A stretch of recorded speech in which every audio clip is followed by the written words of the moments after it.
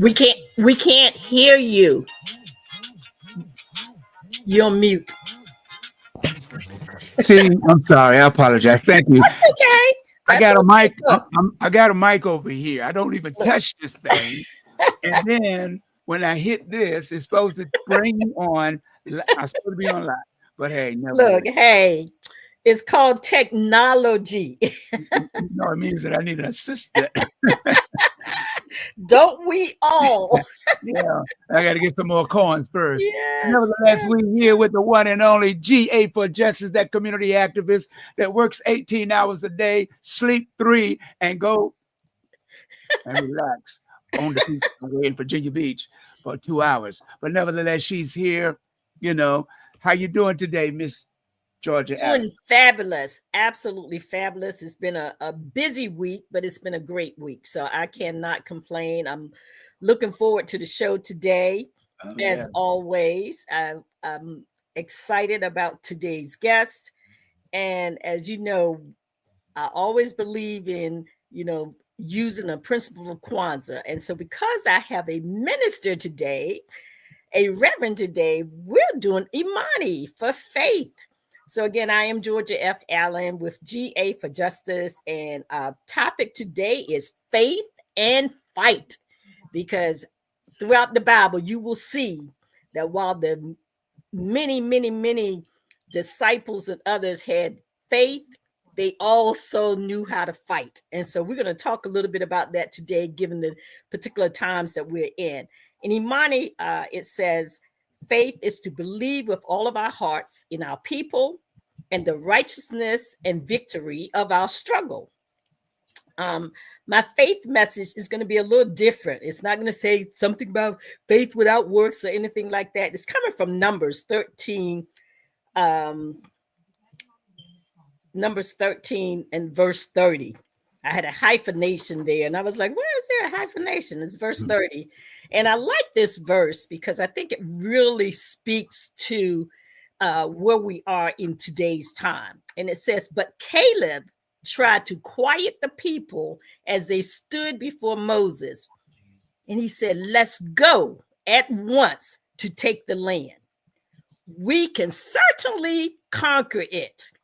So for all of those out there who are wondering what can we do in these times, guess what? It's time to conquer the land. It is time to conquer all of this foolishness that's taking place and recognize that we have the power to do so as long as we live by faith and stand on our principles that are given to us. So again, I am Georgia F. Allen with GA for Justice. And as always, I want to thank Mr. Henderson Vaughn, aka Captain 85, aka the Dream Maker, and we are on WVDM. And he has always opened up the airwaves to bring our listening audience a simple conversation, a conversation for information, a conversation for correction, as well as a conversation for transformation. My disclaimer, many of you are well aware that I have worked in the civil rights area and have been a community activist for decades. Therefore, the various positions that I may take are mine and mine alone. I do not speak on behalf of any groups or any organizations. These are my thoughts, and these are the actions that I've been taking for years, trying to fight against injustice in our community. As Dr. King would say, injustice anywhere is a threat. It's a threat everywhere. So we got to make sure that we fight against the injustices that have taken place all around our nation and work on behalf of our people. I'm moving my screens around, so I do apologize if I temporarily went off screen for a moment. You good? Reverend Tasha Void, VOID, because I always have trouble with saying void. I don't know why, but I do. So Reverend Tasha Void is known as the curious theologian. And I like that because I feel like I am also one of those curious people that question things, okay, and ask questions about things. So Reverend Void brings a witty sense of creativity and depth into every space that she enters. the intersection of her education, mental health training, and lived experiences expose unique perspectives found in her writings, her classes, and her mental health work. She is the newly elected president of the Virginia Beach Interdenominational Ministers Conference, also known as VBIMC.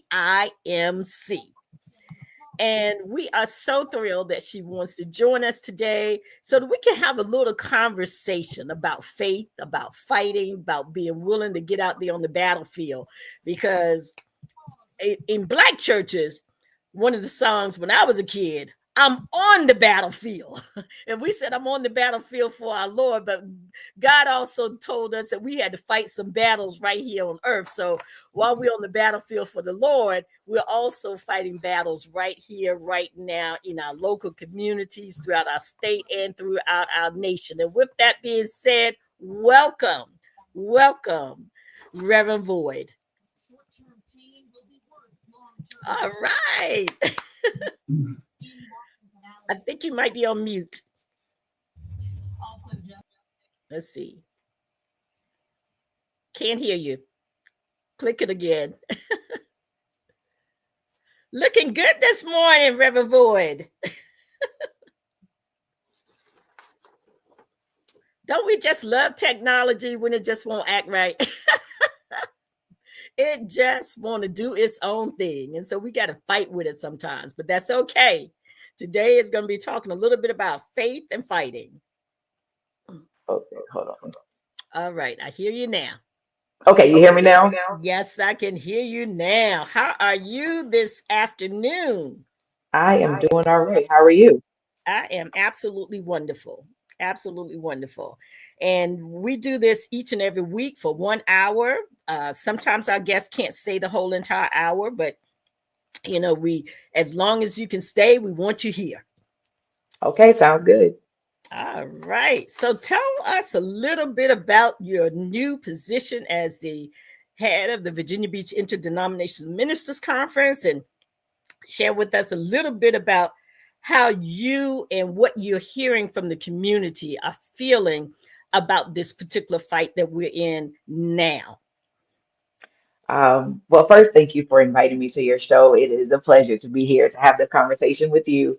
I have actually been with the VBIMC now for a couple of years. I served as the secretary last year, and so this year I am walking into the role as president. And I can say that I chose the wrong time. No, I'm just joking. Look, everything broke loose, didn't it?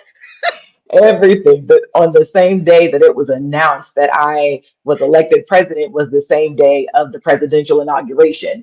Oh, nice. So you can imagine the mixed emotions that was going through my mind during that time. But on the flip side of that is that we all have faith and that we are faith people. And so, though we find ourselves in this very peculiar situation, it is not the first time that we've been in this place as a people. Maybe for certain generations, this may be the first time, but as a people, we've been here before.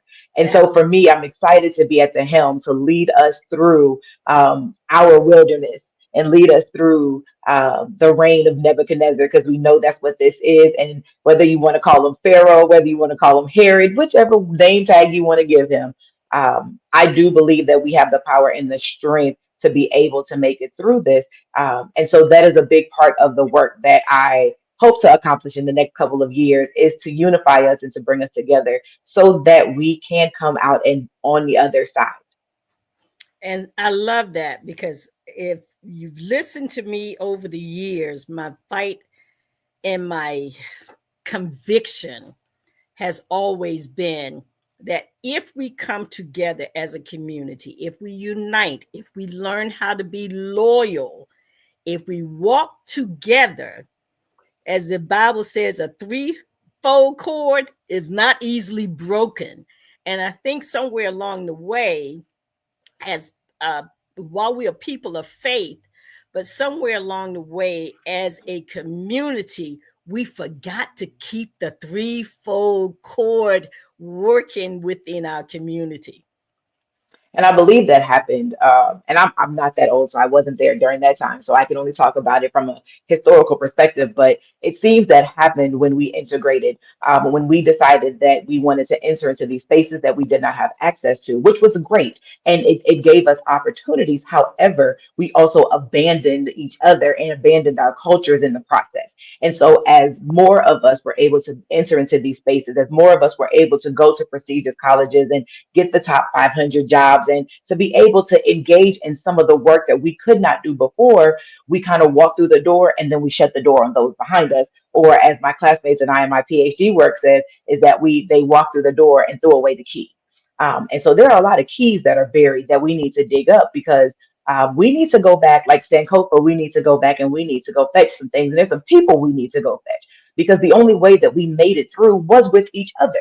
The only way we were able to survive and thrive is leaning and depending on our neighbor and on our communities. And it did not mean that we all agreed. It did not mean that we all thought everything should be done the same way. But what it did mean is that we had enough respect for each other that we allowed people to operate within their gifting. And then we came together to form one body, one unified voice. And that is what got us through. And unfortunately, there is a lot of division today. And social media does not help. Social media is a wonderful tool, but right now it is one of the most divisive tools. And so we have to find our way back to each other because that is the only way. You talked about numbers, but this whole period I've been thinking about Jeremiah 29 and not 11, where it says, for I know the plans I have for you, but I'm thinking even further back and starting at verse 7, where it says to seek the welfare of the nation. And that's what we need to do. We need to seek the welfare that is here. We need to build with our neighbors. We need to establish relationships and connections and communities because that is the only way that we are going to be able to thrive. If not, we are going to fall apart. Because what does it say? A house divided will what? It will not fall. stand. It It will will not fall. stand. It will not It will stand. fall. It will not stand. Absolutely.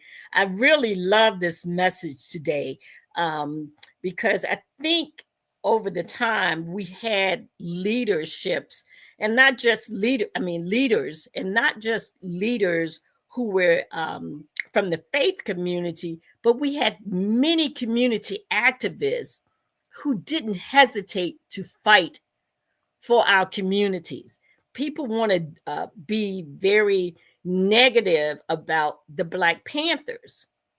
The Black Panthers came in to protect the community. They didn't come in to go out and shoot up the police or do whatever. But what they were firm about was the fact that if our children need to be fed, then we're going to feed them.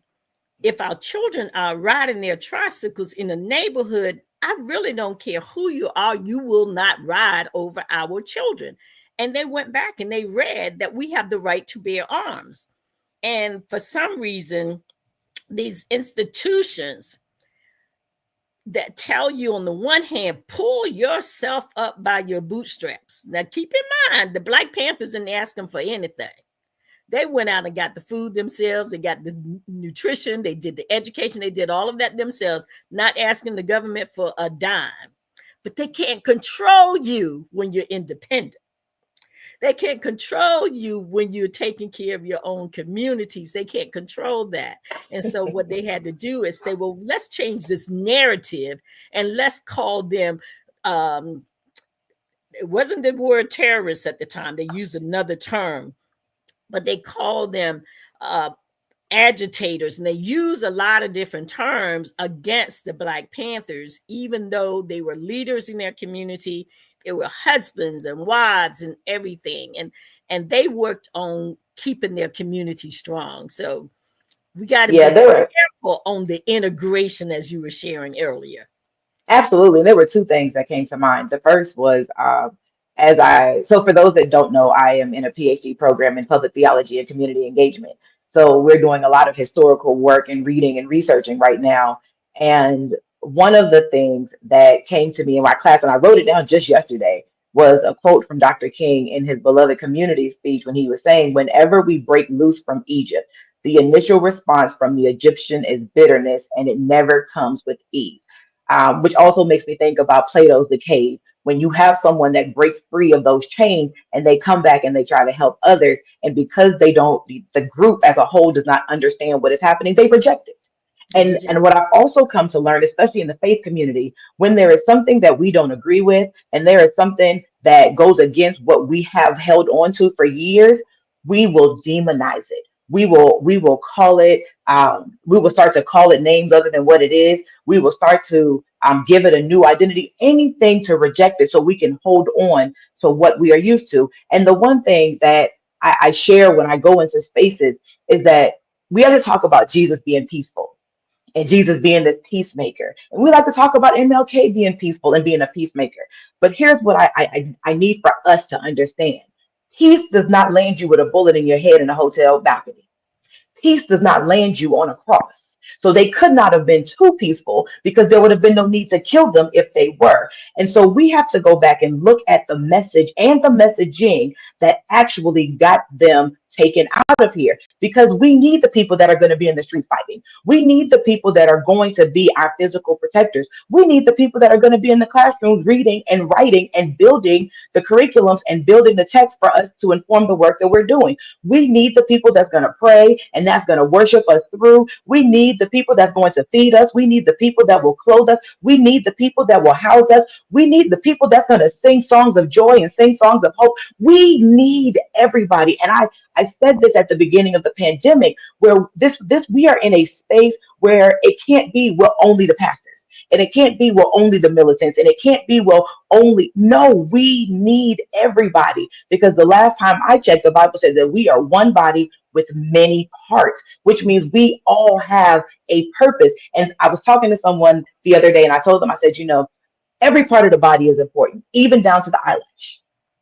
We act like the eyelash doesn't matter, but the eyelash absolutely matters. We act like the mustache, but even down to our face, every single part is important. And the other side of this is that we need to get out of this space of only the older people can do it and the younger people just have to wait their time. No, we need to bring the generations together, because if we look historically, it was actually the young people that led us and got us through. It was the young people that were the ones that led the charges. And I mean, because Dr. King was very young, died at age 39.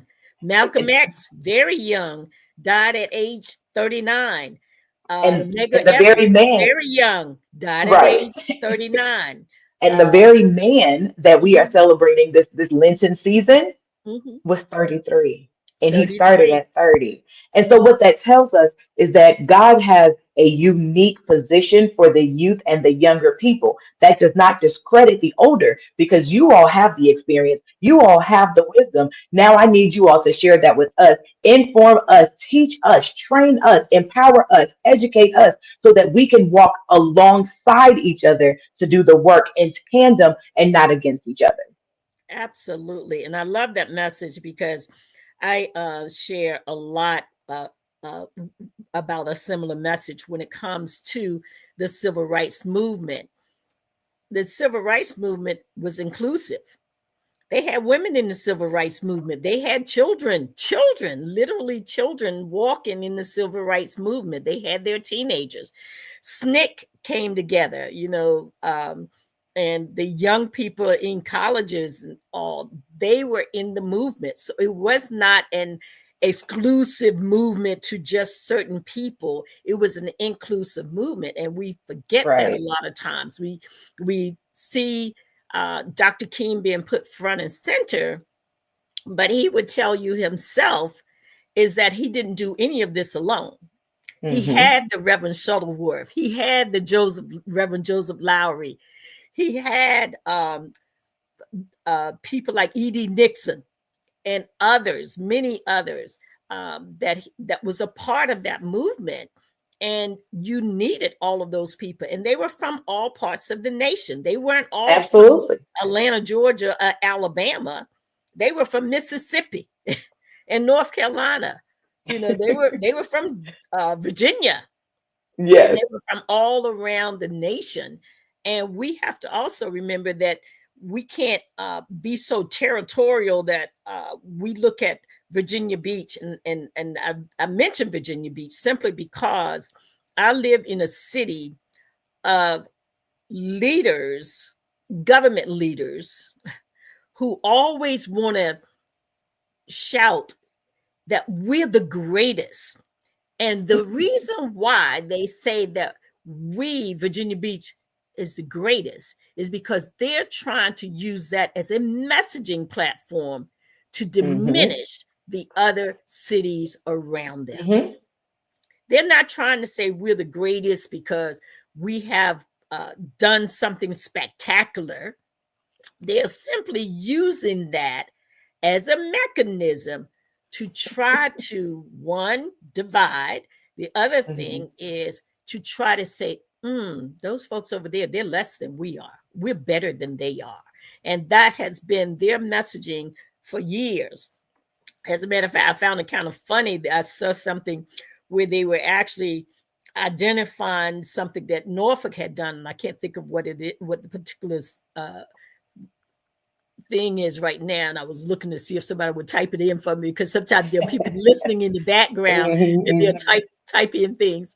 And they used Norfolk. And I mean, it was so shocking to me until I was like, they used Norfolk and said that Norfolk had done something that they either wanted to emulate or try to duplicate. And I was like, Virginia Beach said that about Norfolk? the one city that they always like, we don't want to be like Norfolk. But Norfolk doesn't want to be like Virginia Beach either.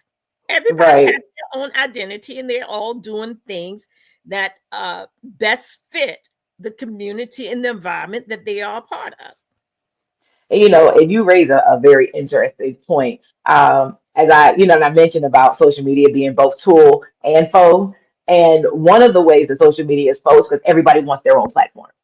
Everybody wants to be the name in the face. Everyone wants the followers and the likes and the subscribers, and they want to be the voice that everyone is following. Like you said, they want to be the greatest. And one of the things that we have to get away from is trying to centralize one voice as the voice of the people, because we are not a monolith. We come from various backgrounds. We have various social economic statuses, education levels, all in. We come from Virginia Beach. We come from Chesapeake. We come from Norfolk. We come from Hampton. We all have different cultures, even though we all may be considered African American or Black. We all have a variety. And so we need a variety of voices speaking for us. And so when we get past this idea of, I have to be the chosen, I have to be the David, I have to be the Joseph, I have to be the Mary, I have to be the Rahab. And you're like, no, I just need to be who God is calling me in this season. I just need to be the greatest of what God is calling me to do. And if that means that God is calling me to have a food bank, then I need to be the greatest food bank in all of the city. If God is calling me to be the economic power, then I need to be the strongest power bank that there is, and not in comparison to anyone else. Because that's also something that as a people in general that gets us in trouble, is when we start to compare ourselves. Oh, I'm better than that person. Oh, I'm greater than that person. And my thing has always been, well, you must not be that great if your words can't stand on its own. All right now. All right. And so that's like somebody that's living rent free on the taxpayers' dime. That sounds very much like living in public housing. If everything I do is in comparison to someone else, then what really am I doing? That was one of the things that irritated the life out of me and irritates the life out of me during the political season, because it's never, I'm going to come in and this is my vision and this is what I see happening and I want to build on what was done. It's always, well, I'm better than Georgia Allen, so you should vote for me because I'm younger. And Right. No, I don't need to compare myself to Georgia Allen, because Georgia Allen is not a threat to me. Georgia Allen is an asset. Absolutely. Georgia Allen is a resource. And so that she is someone that I need to be tapping into. She is someone that I need to be sitting at her feet. She is someone that I need to talk to. And even if I don't agree with everything or how she moves, she very much has the pearls of wisdom that's going to help catapult me, because she didn't get to where she is because she didn't know what she was doing. And I'm trying to get to where she is. So I need to tap into her so that I can get there in my own curious way. Well, thank you for that compliment, because the one thing that I felt when I became president of the NAACP back in 2001, and I served from 2001 to 2012, the one thing that I always thought about was, how ministers and churches felt that the NAACP was trying to compete with them. This is my message to the faith-based community. We are civil rights. We're trying to keep your parishioners in those seats on Sunday morning by working against all the different things that can trap them into situations that may put them in jail, may even take their lives. So we're not in competition with you. I'm not trying to save anybody's souls out here, okay? That is not my job. I'm just trying to keep them alive so that they have a soul that can come to you with what you have to bring them to full, to their full being.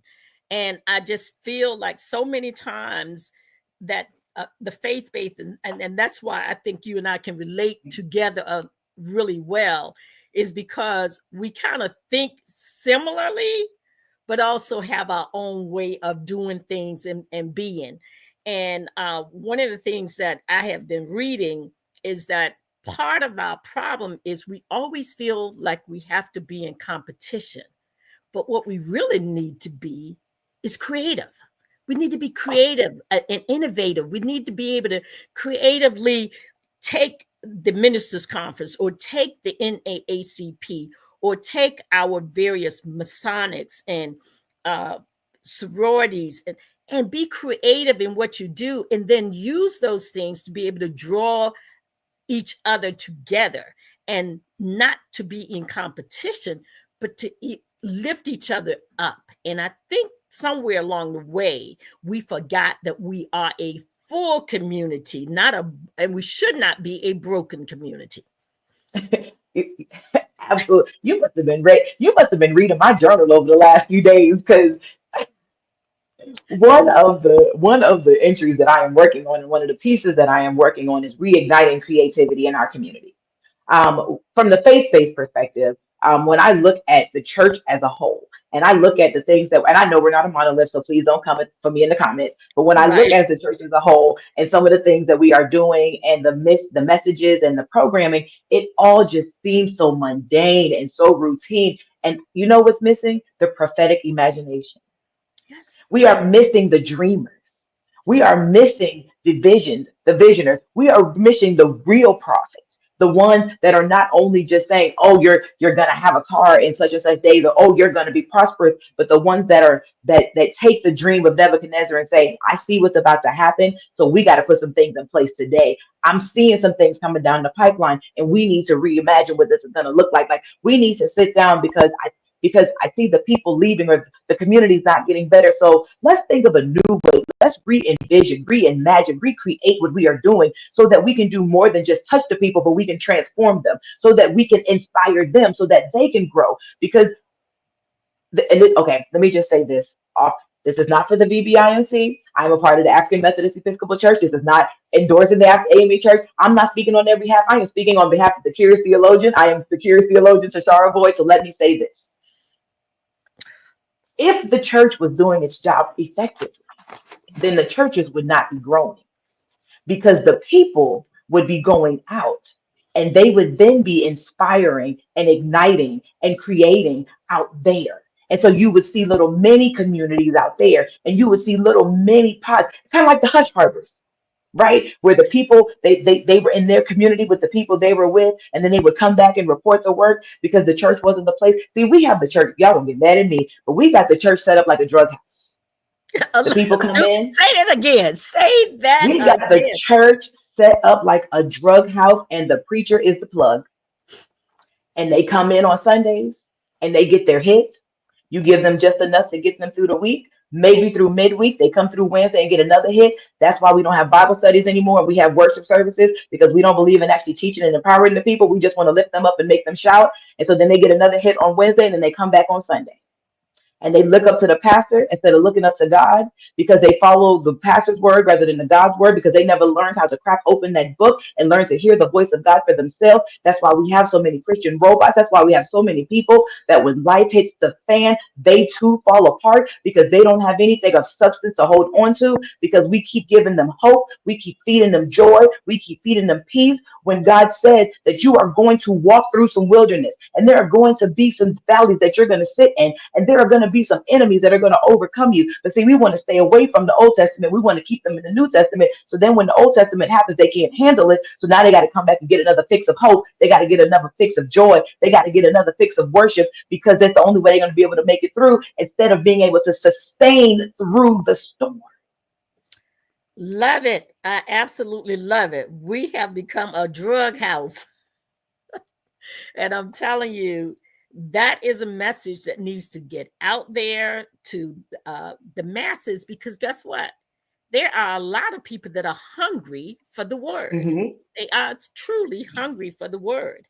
Well, we're going to take a quick break. We don't come off the screen. What I do is I always use a little time for announcements, commemorations, acknowledgments. This month, of course, is Women's History Month, but I do want to remind the people of our recent losses. We recently lost Angie Stone. We recently lost Roy Ayers.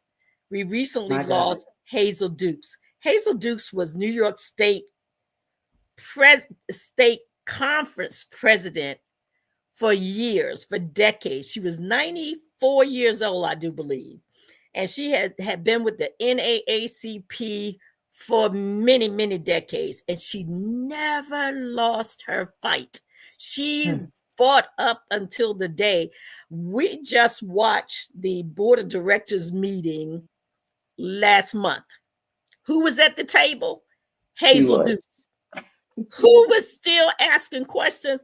Hazel Dukes. She was. Who was still challenging what was going on? Hazel Dukes. She was. And I'm telling you, that is a huge loss to the National Association for the Advancement of Colored People, is the loss of Hazel Dukes. We also want to commemorate Angie Stone and the beautiful music that she brought to us, and Roy Ayers with all of the different things that he would do in music that just many, many, many people sample from Mary J. Blige. I know my man is coming back, because this is the dream maker right here. Yeah, I just wanted to He knows music. He knows music. Yeah, I just wanted to drop in. Can you hear me? Yes, we can. Oh, okay. Yes. That's because a week ago we lost Roberta Flax. Yes. Mm-hmm. So that's why I wanted to pop in. It's like we're losing so many people. Yes, we lost Jerry Butler, Roberta Flack, Angie Stone. Angie Stone and Roy both passed away in the month of March. I mean, they were like back to back. Yeah. And we lost Roberta and Jerry all in the month of February. Yeah. And we have lost a lot of people. But we also recently lost Congressman Sylvester Turner. He went to the State of the Union speech, left the State of the Union, and dropped dead. Oh my God. I never heard of anybody dying after the State of the Union speech before in all my life.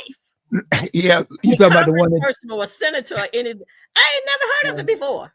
You talking about this for a minute. You talking about this State of the Union? This State of the Union. The way that Don't guy. Don't do that. Don't do that. I was like, I'm still alive watching them on TV. So that was a real shocker. But it's also Women's History Month, and so I just want to shout out some of our ancestors: Mary McLeod Bethune, Ashe. Ida B. Wells, writer, Ashe. Shirley Chisholm, the first Black woman congresswoman in the country. Yeah. Ashe. Congresswoman Barbara Jordan. Ashe. Ashe. So those are women that I just want to shout them out because they were all fighters. Ida B. Wells, she wrote about and chronicled what was taking place during the civil rights movement. and what was taking place in this nation with regards to what was being done to her family. And now, when I say family, I'm talking about all of us. Okay, I'm talking about all of us. Mary McLeod Bethune, educator, ultimately had a school named after her, Bethune Cookman. Okay, so we've had some powerful people that have served, and Shirley Chisholm tell you, what is it? Boss. She has this thing. Unbossed and unbothered. There you go. Unbossed and unbothered. You can't buy me and you can't boss me. Hello. And then of course Barbara Jordan didn't stop until she got inside of this so-called impeachment hearing. And I mean, she made it plain. if these things you don't meet this bar, you can't impeach. Right. You can't impeach. If they don't have high crimes and misdemeanors, she made it clear it's not an impeachable offense. And so we had, it's Women's History Month. We had some strong women, and we continue to have strong women. I'm going to talk about our young people next week. I'm sure everybody's waiting for Jasmine Crockett, and we're going to talk about some of our young people next week and the work that they're doing right here and right now. I also want to announce upcoming events. Tomorrow night, Friday night, the Virginia Beach NAACP will host its first Fridays at Poolside Cafe. It's an excellent opportunity to build relationships, and this open to everyone. As you can make connections, you can meet some new people. Who knows? You might meet somebody that want to go to church. Even though they might be at the Poolside Cafe, does not mean they don't want to go to church. As a matter of fact, the scripture tells you that Jesus always went in places that folks didn't think he should go into. Always went to places that didn't think, oh, well, you don't want to go there. They're not rich enough, or you don't want to go there because he collects taxes, and and he showed you. And see, that's what I tell folks all the time.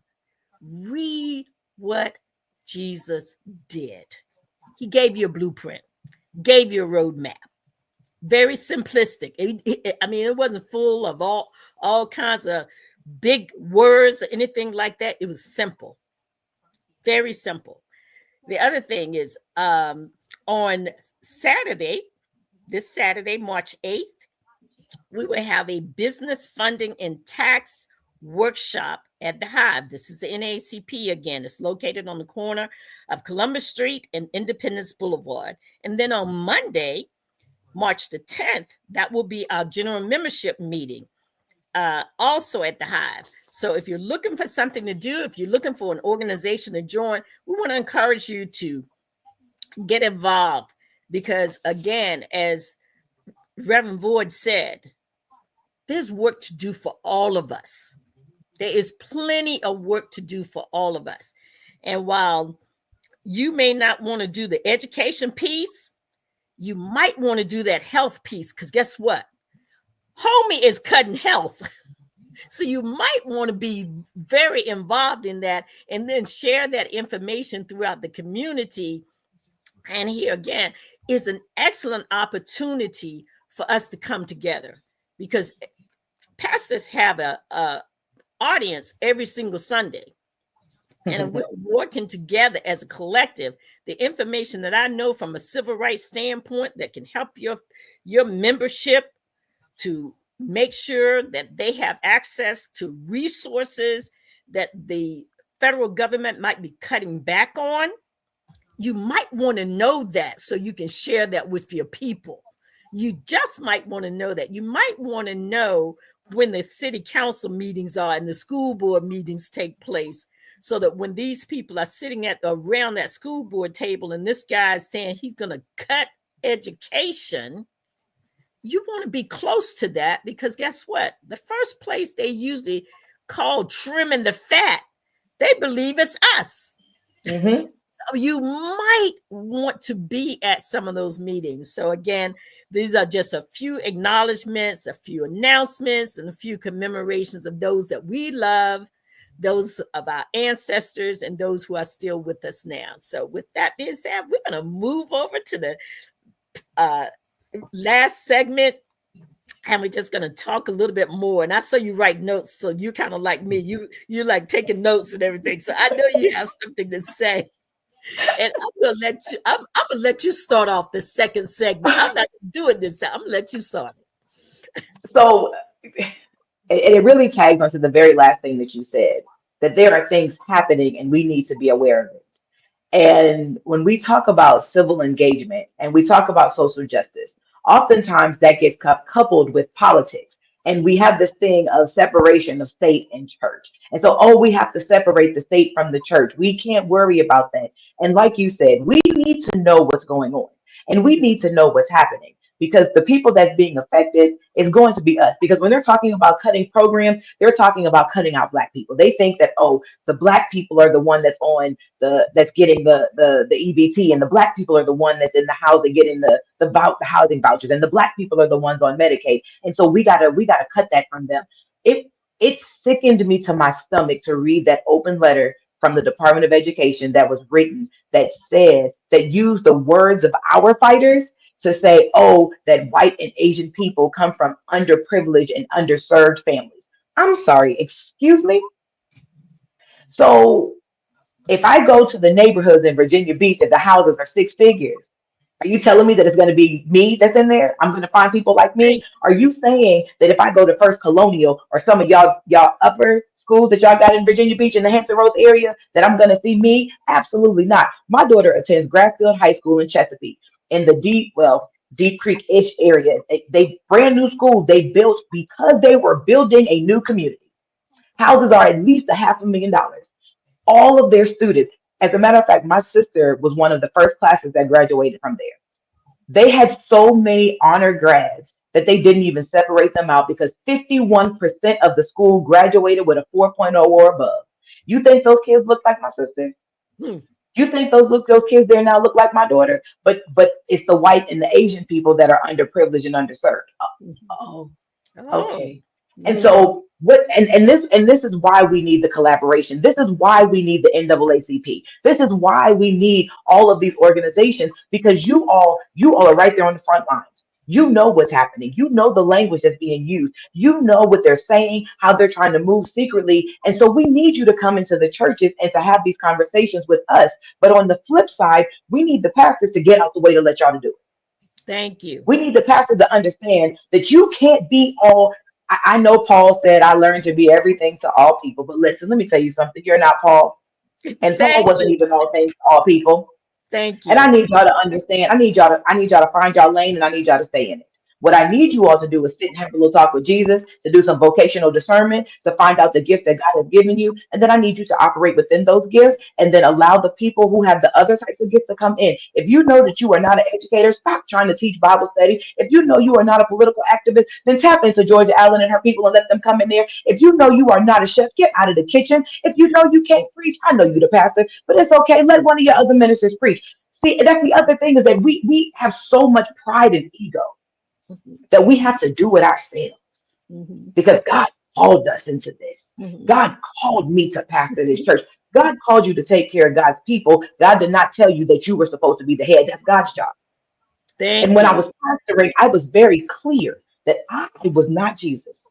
And I Mhm. was very clear that I was not God. And I was very clear that I am not the shepherd. Mhm. I am but the one that is taking care of the sheep in lieu of the shepherd. And Mhm. so because I knew that, I didn't have no problem delegating. I didn't have any problem collaborating. I didn't have any problem saying, hey, I need the NAACP to come in and do a series for me on what is happening in our city and how we can get involved. Because I'm also teaching my people, you do know that political activism is a part of Christianity, right? Yeah, Absolutely. y'all know when Jesus went into that temple and he opened up that scroll and he said, the Spirit of God is upon me for the oppressed and for the widow. And Thank he went down there and he closed that you. scroll. You Mhm. know, yeah, see here, this how I know y'all don't read. Because here's what happened. So Jesus said that.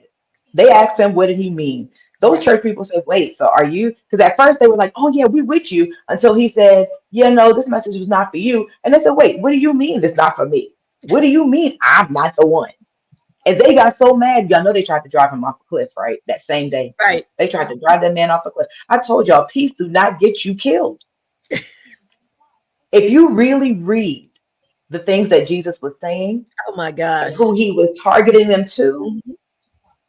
he was saying to us, listen, there are people in high places that are doing things that are impacting your neighbors, that are impacting your family, that are impacting your coworkers, and Mhm. eventually they will impact your job, your education, and your household. And if you don't understand what is happening, you're going to Mhm. find yourself looking up one day with an email in your inbox saying your job has been dissolved and you can go now. Absolutely. And that's And what's happening to what's so many happening people. right now? And that's what's happening It's because they happening thought that right they were untouchable.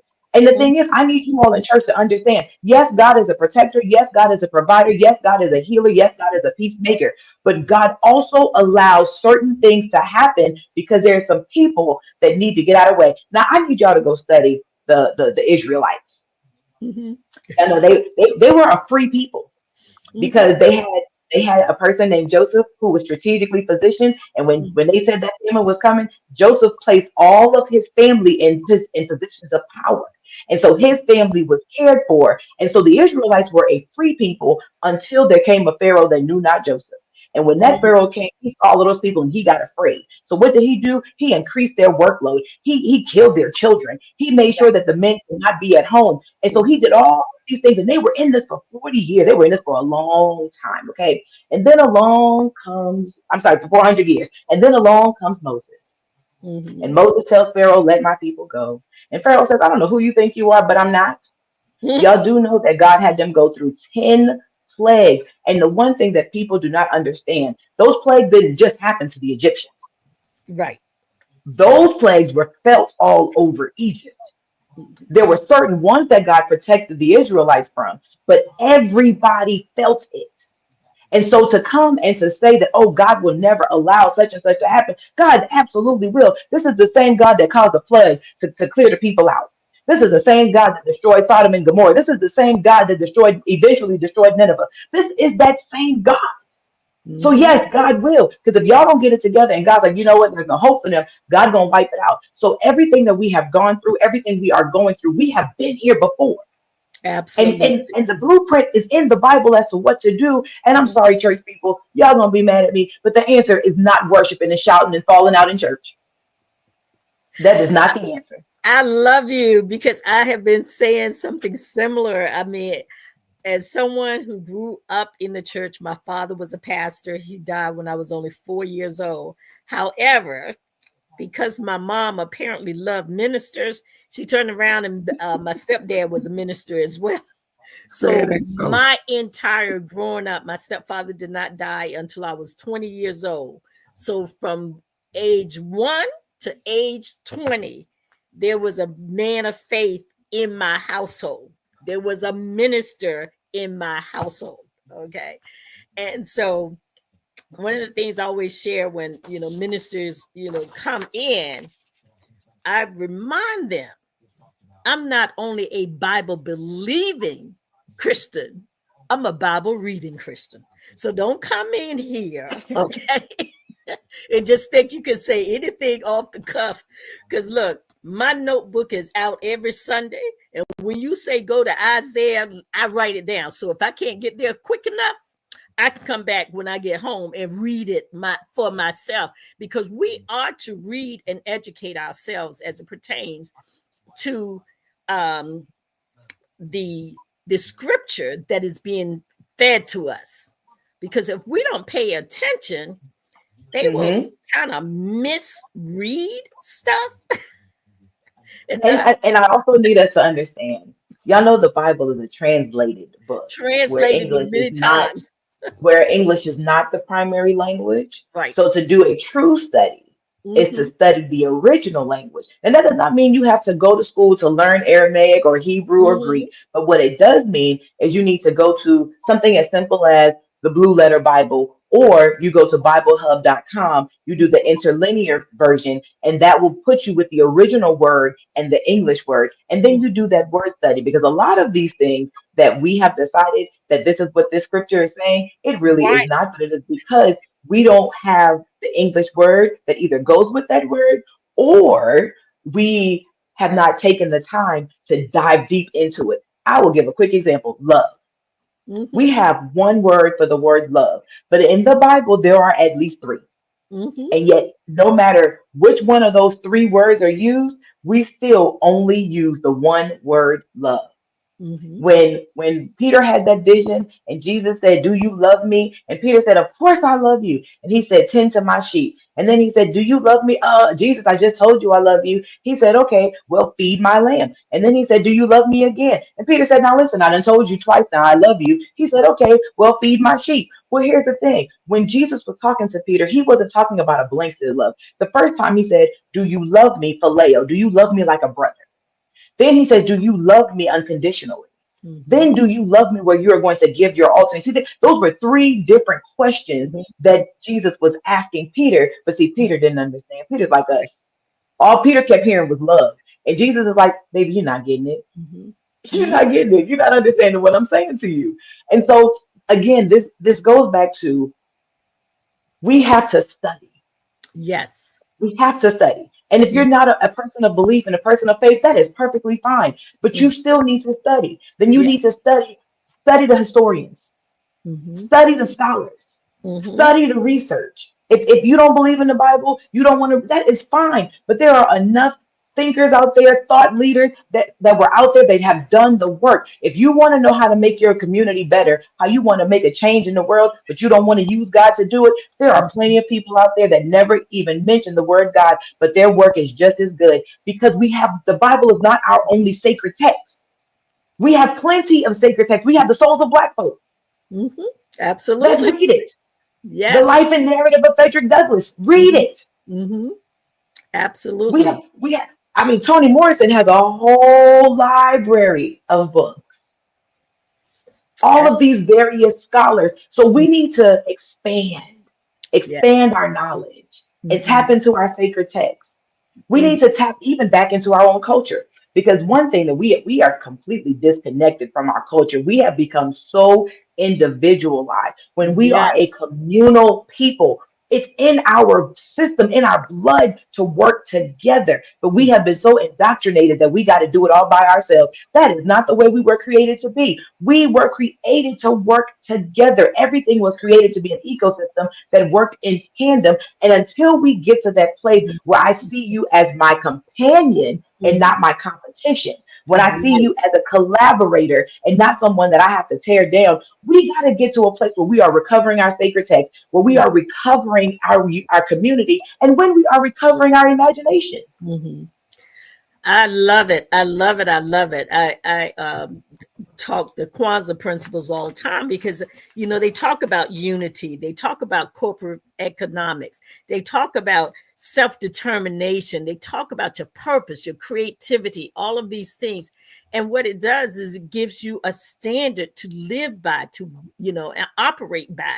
And while scripture also gives you a similar way to live and operate and all, and it does it from a spiritual standpoint, perhaps more than from, and I hate using that word, when they talk about uh, the word that they use instead of being spiritual, you are Oh, say in secular. secular. Yes, yes, Well, my Bible said in that same conversation that Jesus mhm, had with Peter, "Don't say nothing that I've made is unclean." right, So yes, exactly, let's get rid of that word secular. exactly, You exactly, know, and that because that's one of the that's a part of that division. yes, it is You're gonna label it. exactly. And one of the things that I did want to ask you before you leave, because of course, with the executive orders that have been coming down, we see that they're presenting some grave harm to our communities. And these harms come in the form of job layoffs, health care, lack of health care, loss of housing. And now, I think today, when it popped up on my screen, they're hitting the education piece. What do you see as you're talking to the ministers in the conference as the alternatives that we should be putting in place to try to counter these measures that are being taken against our community? So You're gonna get me in trouble with the church people. Look, we're working together here. I can So tell let you, me I got a whole bunch of people out here that are absolutely loving what you're sharing with us today. And we are going to be sending this out far and wide, because guess what? They don't not only need to hear it locally in the city of Virginia Beach, but they need to hear this message throughout the nation. So so let so me let go me ahead say and it like share this. share it with us. Go ahead. Let me start like this. As I'm a preacher, I'm gonna start with a scripture. It's hard to address the speck in someone else's eye with the Right. log that's in ours. Right. For a lot of these things that are coming down the pipeline, these executive orders and such, we're doing some of these same things in the church, and Mhm. we don't want to talk about it. But Okay. we got people that working their behinds off, and we don't want to pay them. Mhm. We got people that we are working them until they are sick, and then if they get sick or they die, we just replace them. Right. We got people in our churches that we are not educating, and that we told them they don't need education. That's why we don't have Bible study on Wednesday and we just have a worship service. And so we want to fight these things on the outside, but we don't even embody them on the inside. Mm. And so Say before we can start to address that speck, we need to have a hard look at ourselves. Because here's the other thing, as a people, we are natural healers. We were taught, we are the inventors of medicine. Yes. And we are the ones that help them get to the place that they are, where they can now say, yeah, you created it, but you can't have it. Charles Drew, anybody? Yeah, you might have discovered it, but you can't use it. Right. And the thing is, when it comes to our healthcare system, yes, we need healthcare because we have serious health issues, but we also have serious health issues because we got some systemic issues that's going on too. And we got some things that's perpetuating it. But for high blood pressure, diabetes, those things are preventable. Mhm. Those things we can control, but we don't. And we don't when we having fried chicken, potato salad, and green beans every time somebody dies or every time we having a service. So when are we going to start having the conversations about having foods that heal? Right. When are we going to start? And that's what I mean when I say going back and recouping our natural native practices. Yes. We're using food not only to get us through, but food that also sustains us to help us thrive. Uh-huh. I mean, for some of us, I know my church, we got a whole lot of property. Mhm. So instead of building parking lots, how about we start a garden? Right. Right. And that's one of the things that I have looked at. I can say that many of the churches, the Black churches in Virginia Beach, had land, and they ended up, instead of land leasing, they land sold. So now there are other people on this land, and it's boxed them in, and so they don't have that revenue stream. And we are coming to the close of this show, but I'm just heartbroken because I can talk to you another hour, but we do have to come to the end of the show, and I just Can want I to say thank something you really quickly? so much. Huh? Can I say something really quickly? Yes. You all have buildings that you do not use. You come in on Sunday and don't come into the building again until maybe one other day during the week. You want to know how you combat some of these executive orders? Start using your buildings as a schoolhouse like they used to be. Start I teaching students in understand school that. now.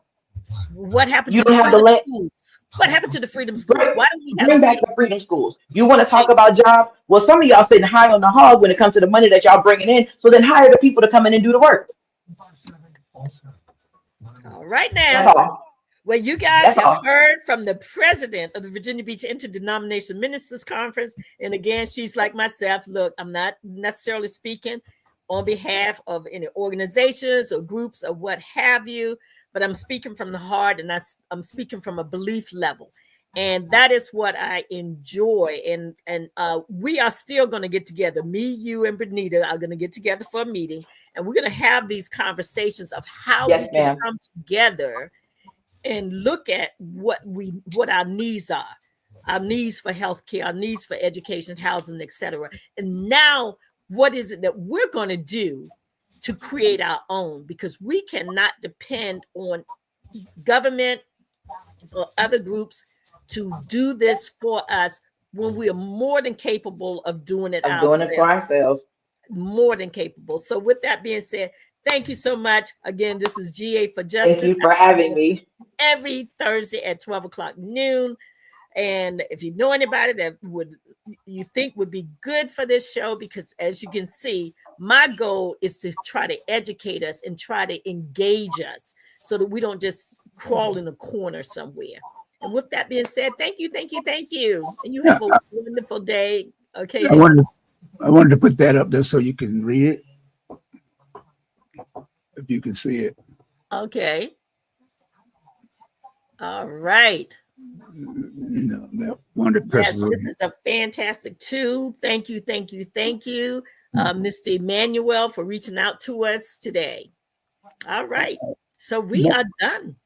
Yeah. Nevertheless, another great show, a fantastic show. And 190% of most of the stuff you said is 199% right. So we'll continue this next Thursday. GA for Justice with her supersonic guest, the most powerful. You better watch it. It might have you up in Washington before it's all over with. But until then, thank you so much, Georgia, and your guests. Until next time, you've been listening and watching GA for Justice on WVDM. Pass the word. Bye-bye.